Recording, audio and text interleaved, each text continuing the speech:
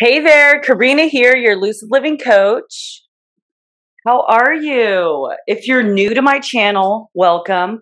I'm an intuitive astrologist, life coach, and I am here in Texas. And I'm in my really cool room. I'm in this little town called Comfort, Texas. It's like the size of like 3,000 people. It's unincorporated, and it's really cozy, and this place is really nice. I'll show you the outside, but I'm telling you, there is the biggest spider that I've ever seen in my whole life. And I don't know if you'll be able to see it. Okay, so I'm going to turn you around. Look at this. It is such a cute little place. And if you ever come to Comfort, Texas, you can stay here. You look up front porch. And I was greeted by a gray cat. The cat came up to my car. And pretty much the cat showed me to my room. Alright, so here is the spider. You see that big ass spider? He's in the window, and he's like this big.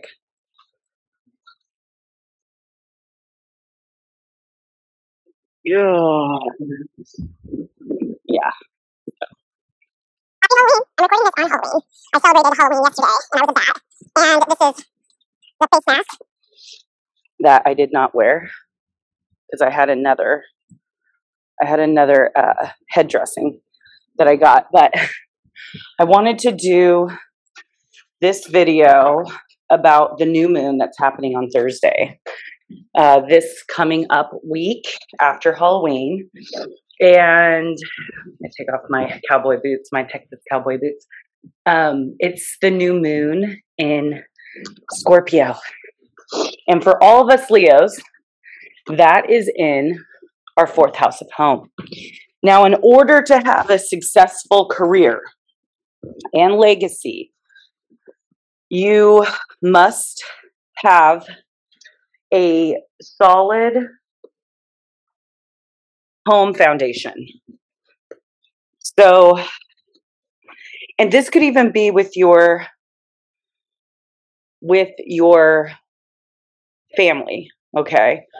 Whether that is the family that raised you or the family that you have built yourself. So in order to be successful, you have to have the success support on the foundation of your home. So your home is conducive to your work. It's organized. It's the space is conducive to your success in the world.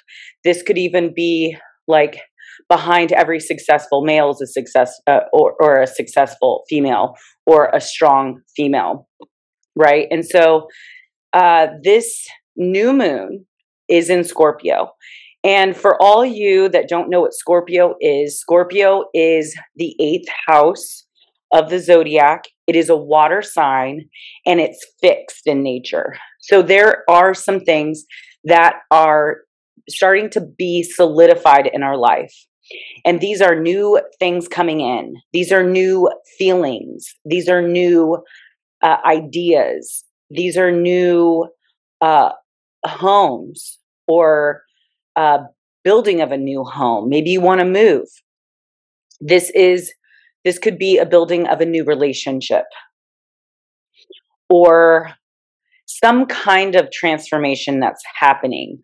Scorpio is the sign of transformation and hidden like depths. So maybe we have been in surface relationships, and this new moon in Scorpio is showing us how we want more depth in our relationships, something that is more of a connection, maybe a connection of future hopes and wishes, or a connection where y'all like have the same beliefs and structures and spirituality and visions for the future. Because Uranus is opposing this new moon exactly at 12 degrees, this tells me that something is going to shift rapidly. This is a a shift, like an awakening would happen, or a lightning idea, or a lightning feeling or emotion, or maybe someone comes into your life and you all of a sudden have these unexpected, unplanned out feelings and emotions for this person, or maybe an electric connection, or maybe you have an idea of, whoa, this person is like my past life. I'm starting to remember. And also because Uranus is in Taurus, it gives us the idea that this has to do with our value. It could even be our money and our shared resources, or the beginnings of a union of that sorts where you're sharing your resources with one another. Now, I did type up some notes for this, right? For this new moon, first, before I get into my notes, is Venus is at 29 degrees of Sagittarius. It is at the very last degrees of a fire sign, Sagittarius, before it goes into a earth sign of Capricorn. So Sagittarius energy at this 29th degree is very fun loving. It's very, it wants to explore. It wants to adventure. It wants the heart to beat a little faster. It doesn't want to like protect itself. More so, it wants to expand, and it wants to create opportunities for growth, connection, love, and it wants to learn through these things. And sometimes some heartbreak or some failing at a business idea or a huge change is a part of the learning, which the Venus in Sagittarius doesn't mind taking that risk. And we are also dying because Scorpio is the death. And we're dying to an old version of ourselves, or maybe an old thought pattern, or maybe okay, because Uranus is future. Maybe we had envisioned our future to look and play out a certain way, and now it's unfolding in an entirely different way, and we're kind of okay with it. But what is hard is sometimes letting go of the old story, or the old plans, or the old relationships, or the old career path that we thought we were going to be on. And now we're being shifted to a whole different either career path or relationship, or a whole new career legacy, a whole new home. Maybe we thought we were going to live in a state, and now we're finding that we want to move out of state or move out of country. So that is a lot that can be brought up and unfolded at this time of the new moon in Scorpio. Now, the spider that we saw outside, it represents planning and fixed energy, because it does the same like pattern, and it likes consistency. But spiders, they take their time. They have they're building their web in their home, and spiders take their time, and they have this perfection about how they create their web in their home. Now, spiders go through a lot of shifting. They actually, the wind takes them to their next home. And sometimes they don't know where that's going to be, and they just kind of allow and let go. So there is times to focus on creating and building your home, and there's times to let go and go with the flow, regardless of the fear of where it might take you or where it might end up. So this new moon is asking you to allow the new to come in and to allow the old to go, and not so much worry about the future and where that might be going. Even though Venus in Sagittarius is wanting some adventure and something new, and looking, Sagittarius energy is so far in the futures, and Uranus is very future forward thinking. It's like you have the long term in mind, but you have to be in the moment and allow things to go and to come in. Now, Mars is in Scorpio now. It left Libra. When Mars was in Libra, we just wanted to connect with others. We wanted to connect with our friends, our family, our loved ones, our relationships. We wanted that partnership, and we wanted the vision to be in union with someone as we move into the future. Now, with Mars moving into Scorpio, this is very transformational. This is looking for the depth and transformation. And so we also want to be careful not to be obsessed with control and controlling others and the outcomes. We want to make sure that our intentions are pure in moving forward into the future, our future relationships, or our future careers and homes. So we have Jupiter and Saturn moving direct in Aquarius, which is moving all of our plans forward at a very speedy pace. And this could be a bit frightening sometimes when things move too fast. However, these are the stars aligning in our best interest. We want to make sure that our communication is very, very direct, and the lines of communication are open. So if there's something that is bothering you, or if there's something that is a concern, voicing that concern to your loved one or significant other will make a huge difference in making sure that the two people are on the same page, and that anything that might be stunting one to move forward in certain adventures, that person feels safe by communicating their concerns. And then once that's worked out, then things will just kind of flow a lot nicer, where there's not going to be ego battles or like explosions of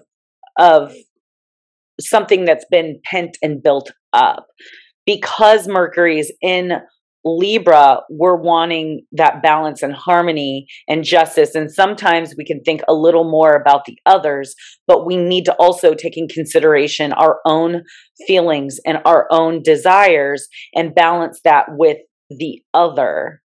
And by voicing our concerns or about our hopes and our wishes about what we want in our future partnerships, whether that be business partnerships, romantic partnerships, marriages, or our relationship that we have with our friends and family, we want to be able to voice these things. And because we are very future forward right now, we could build a lot of our future by just talking it through with another person and manifesting. We are living and ascending into the 5D and this very quick manifestation of a world where the old world was kind of slow in manifestations. The new world is very fast in manifestation. So we want to make sure that we're focused on the things that we want to manifest into our life. We don't want to focus on the negative or focus on the fears, because that could also manifest. So we want to be very careful with what we're manifesting. New moons are all about manifestations, and this is the best time to manifest whatever that you desire. You could, print out pictures, kind of like a vision board, have that up, have certain words or sayings or quotes around that you're seeing every day, and maybe meditating and saying, different mantras. These are when our prayers are the most enhanced. So make sure that your focus is on what is pure and good and what you want to manifest going forward into the future. All right, so my notes, and forgive me if I repeat anything. I will try to glide over it as fast as I can if I find that I'm repeating anything. So we have the new moon in Scorpio at 12 degrees. This new moon is opposing Uranus at 12 degrees. And this is the planet of unexpected shifts. Now, Scorpio is the hidden things and Taurus is our value in the physical world. There could be something unexpected in our finances, either a windfall or some job loss or a shift either downward or upward in our values. So be mindful for our need for freedom at this time, which may create relationship upsets because of Uranus is wanting its freedom, and also Mars being in Sagittarius also loves its freedom. So minor things could trigger into explosion. So keep calm. And that's what I was talking about, the Mercury and Aries polarity that's happening from Mercury, Chiron, and Mars being in Scorpio. This new moon is officially opening the portal to the eclipse seasons that's coming up. We are officially in eclipse season, and this new moon is going to initiate that. This new moon, we will see what our future is going to look like in 2020, 2022, because the nodes are shifting to Taurus and Scorpio out of Gemini and Sagittarius. The full moon lunar eclipse is in Taurus on November 19th, which is literally just around the corner. This is setting some ground for what to expect and unfold in 2022. This eclipse is setting the stage for the next 6-month cycle and the closing of the last 6-month cycle. The nodes are shifting out of Gemini and Sagittarius into Taurus and Scorpio, and the complete shift will be in January of 2022. February 22nd of 2022 will be the USA's Pluto return. How is the US shifting and changing? What is the new normal? I believe that there will be a new way of governing here in the United States as the old systems are under construction. And with the new nodal shifts shifting into Taurus, the North Node, we may see our value systems change suddenly. Maybe more shortages in either food or money because the printing is not being printed as much as the currency is coming in. So I believe that we are increasing the currency because we're increasing our vibrations, as well as ascending into the 5D, that the 3D can't keep up. So there's this split happening. And if you could see it in our currency, like the cryptocurrency, how that is really increasing the currency and the wealth and the energy in our value systems. And the old system is super slow. It's very Saturn, right? Where we're printing these bills and making these coins. And those we're going to start seeing starting to fade out because they can't make the money as much as we're creating the abundance and the currency within the new world. So we might see some shifts in our value systems and our money. So more shifting into a digital currency, cryptocurrency. And so with that being said, be very mindful. Not all cryptocurrencies are decentralized. And we want to make sure that we're supporting the decentralized currencies because that provides the power within the people and not into a one world kind of government. Also, I think that we might, this is a 2-year cycle, the nodal points. So what I'm predicting is within the 2 years. Another thing is we could have a projected scarcity. And these are scarcity of food and stuff like that. But also keep in mind the laws of physics, energy is nor created or destroyed. And we always have everything that we need. So when you're watching television, be very mindful of what they're trying to project as truth in your world. And try not to adopt those false beliefs.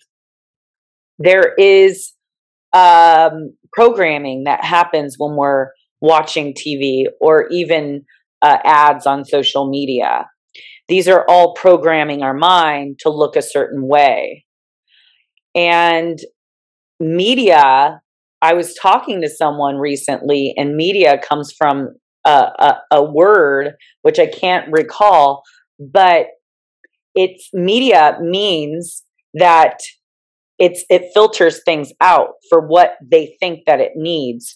So I think he referred it to a unit, like let's say a air filtration unit, and there's a filter in between where the air duct is coming in and where it's spitting out.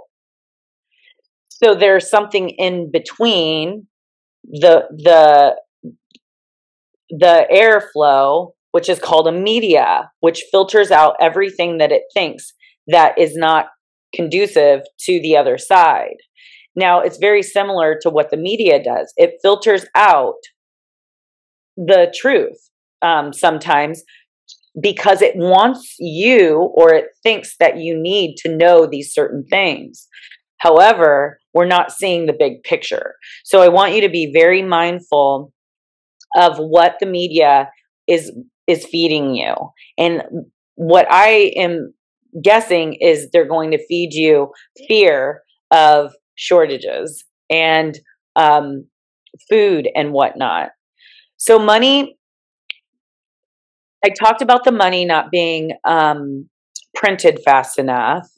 We're expanding our currency and making more avenues for currency and abundance and money, right? And crypto is creating a lot of the circulation and is also saving this economy. More money is a stronger economy. So just as currency is energy, and more energy helps with creation. Okay. What parts of the old world do we see dying? And what is the new world that we are building? What parts of the old world should we keep? And what parts of the new world aren't working? So we're kind of reassessing where we're heading. We're like, okay, we obviously know that the old world is dismantling and it's under construction. We're building this new world, but what do we want the new world to look like? And where are we being forced to push? And how can we make this more conducive to a success in building the new world? We don't want to continue going in circles and repeating history, right? So how do we need to shift the government? How do we need to shift the voting system? How do we need to shift in taking turns in leadership? Do we need to diversify power? How is this going to work? What is it going to look like? And then also asking ourselves in our own lives the same questions of this old belief or these old plans for our future that we once had. And now we're coming into something brand new and being able to create something a lot better than we had actually had planned for ourselves. And that's what's so great about the universe is sometimes we can have plans for ourselves, but we cut ourselves at the bootstraps. You know, we don't give ourselves as much as we potentially could have. And it's like God or the universe has something so much better in store for us. And the universe always is constantly working on us, whether we're going through a challenging time, to get us prepared for the blessings that are just around the corner or ahead. All right. So if you would like to take a look at your birth chart and you don't know what your birth chart is, you can pull up a free birth chart by going to astro.com, and you just type in your information, your birthday, your birth time, and the location. And then it'll pop up with a chart, usually a round chart, and then you'll see all the planets and the glyphs in there. If you do not know how to read it, I host workshops, and you can't pass it up. I have 3 workshops. There's a beginning, an intermediate, and advanced, and it is $180 for all 3. I host them you could either take them all in one day or spread them out, and it's kind of better because there's a lot of information that goes into it. And you could retake it. Let's say if you come to my workshop and you take all 3, you can redo it 3 times. So you can come back the next month and the next month, just so you can really understand this stuff. This will help you read your chart, do predictions, read other people's charts, your friends, and your relationships. I found it very helpful in knowing charts and my chart by my relationships. So let's say if I start seeing someone, I can pull up their chart and really see who they are and see if we are energetically a good match. So when you get older, you don't want to waste a whole lot of time, right? You don't want to find out later who this person is. And astrology charts are great for cutting those corners. So new moons are great for manifestation. And I'm super excited to see what unfolds for this new moon in Scorpio, because this is the last moon cycle before the eclipses. So we'll have a full moon eclipse in Taurus, and then we'll have the eclipse in December in Sagittarius, I believe. Hold on, let me just check. I went shopping. Oh, shit.